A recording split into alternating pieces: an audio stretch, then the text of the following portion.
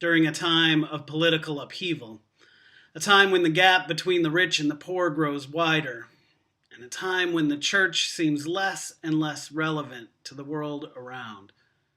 A resistance movement is born.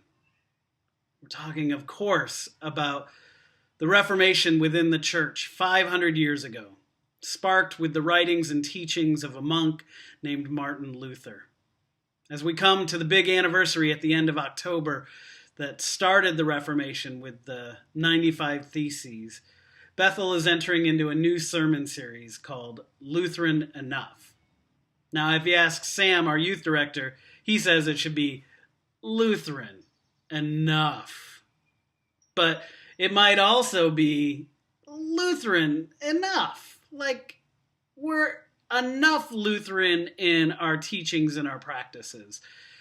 However you want to dig into this, we're going to be spending the next few weeks talking about the rich tradition that the Lutheran Church carries, as well as some of the legacy of division and hatred, some of it from the writings of Luther himself, and some of it from the silence of the church in critical times. But in the midst of that, we'll be commemorating the movement that is a reforming church.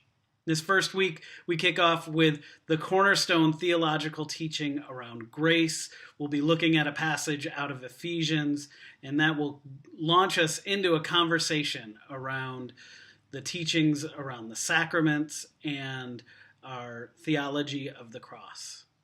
So join us this Sunday at 10:15. Have a great week.